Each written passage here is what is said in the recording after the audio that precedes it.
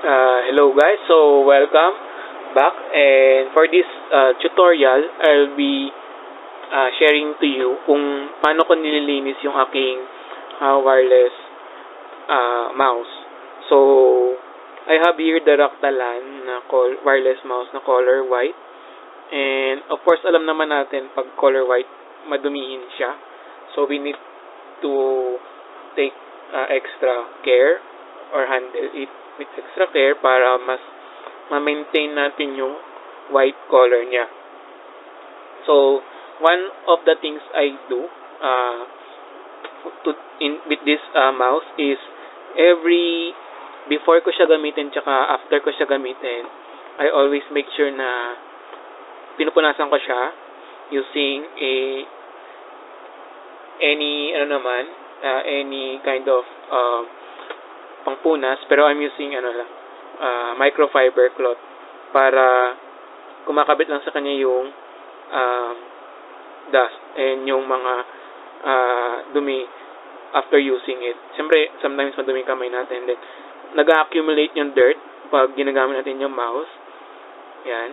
Kahit since merong oil yung ating hands, may oil siya dyan sa skin natin. So, pag ginagamit natin siya and then may dust, so nag-accumulate siya sa mga areas kung saan palaging naka-place yung fingers natin pag naglalaro or gumagamit ng mouse. Ayan. Kaya usually iba black yung kinukuha nila kasi mas mabilis i-maintain yung black, hindi gaano halata. So one of the good practice is before and after linisin niyo yung mouse para hindi nag-accumulate yung dirt and mahirap siya tanggalin. Ayan. So to do that, usually I'm just using a microfiber cloth or any cloth, and then babasahin mo lang siya ng konti, wag basang-basa. Siyempre ayaw natin mapasukan ng water yung mouse, and then you just spray alcohol. So konting alcohol lang, and then punasan nyo lang yung mga spots kung saan usually nyo pinipindot yung mouse or saan nakares yung kamay nyo pag ginagamit yung mouse. So usually, of course, sa left tsaka right click, left click, right click, tapos yung scroll din, yan, i-wipe nyo lang, and then of course yung sides, ayan, make sure. So pag meron nakita kayong dumi, so diinan nyo lang yung pag wipe, and then of course yung ilalim, yeah, lagi nyo lang siyang i-wipe ng ganyan, and then yung palm rest dito, yan, yung body ng mouse, so i-wipe nyo lang siya. So gawin nyo siya every after use, yan, para hindi nag-accumulate yung dumi, or siguro every week pwede naman. So mas pero sa akin almost every after use, so almost every day ko siya nilinis. You can also use cotton and then put a little bit of water and then alcohol, and pwede rin yon. In case ma-oily yung kamay nyo talaga, and then yung oil parang hindi siya natanggal through the alcohol, another way is to use yung liquid dishwashing liquid. So i-dilute nyo sa water yung dishwashing liquid, small amounts lang, and then ganun din, same procedure, patakan nyo lang ng konti yung cloth, and then kung nasaan yung dirt, i-kiskisin nyo lang ng ganon. So small amounts lang para hindi bumula, mamaya bumula siya, and ayaw naman natin malagyan ng sabon yung loob ng mouse.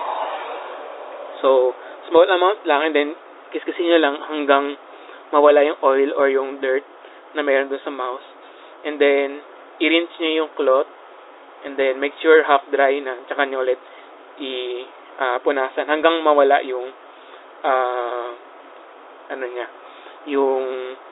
ng dishwashing liquid, yung sabon, yung texture nung sabon. Ayan. So in any other way naman, since tong mouse na natanggal yung body niya, tsaka ito, pwede nyo tanggalin to, yung sa right click tsaka left click. So alisin nyo lang siya, and then you can use brush naman, this one. So, pwede mo i-soak sa water and then i-sabunin nyo or sponge. Yan. So, pwede nyo siyang gawin dito. Since ito naman, hindi siya removable, kailangan mong sadyain tanggalin siya. So, as much as possible, kung hindi naman kailangan tanggalin, huwag nyo tanggalin. Kasi baka hindi nyo na may balik na maayos. So, ganun concept lang din ginagawa ko. So, pag feeling ko na alikabukan na sa loob, alisin ko lang yung cover, all possible cover na pwede maalis sa mouse. So, siyempre sa model, iba-iba yon. And then, yun lang. Anuin mo lang lahat ng area na pwede mong maabot using your cloth or your cotton. So, in case gusto nyo may dumi dito or dust, ayan, you can use cotton buds. Then, may konting water and alcohol. Tapos, ano nyo lang sa gilid. Tawag dito, i-swipe nyo lang. So, for example, kuha tayo ng cotton buds para makita nyo. So, kuha tayo ng cotton. So, ito. Kunyari ito, guys. So, ngayon, lagyan nyo ng alcohol dyan. So, ganyan nyo lang siya. Para makuha nyo, if may dirt, makuha nyo siya. So, ayan. So, sprayan natin naman.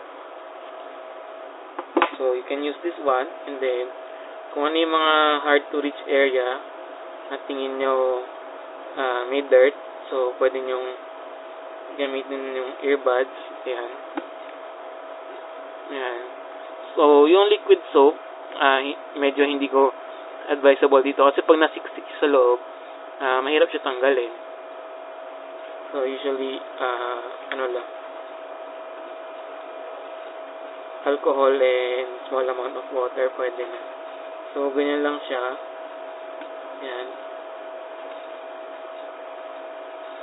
So, ganun lang siya linisin. Or ganun ko lang linisin yung mouse ko. So, the best way pa rin is every after use, linisin siya para hindi nag-accumulate yung dirt and naninilaw yung mouse na color white. In case nanilaw na siya, there are different solutions na pwede nyo i-search sa net. Usually, vinegar and baking soda, pwede yon. So, search nyo lang kung ano yung proper timpla niya. You can also use agua oxinada. I-dilute nyo sa water and pwede rin ata ihalo ang baking soda doon and then nyo na siya. Gamitin pang clean para matanggal yung yellow spots or yung mga dirt na na-accumulate. Pwede rin some uses also toothpaste. So, depende na lang kung ano yung mas prefer nyo or accessible sa inyo. So, make sure to i-search nyo muna kung paano sila gino-combine para mamaya magkamali kayo. So, matastas yung pagka-white ng mouse nyo. Ayan.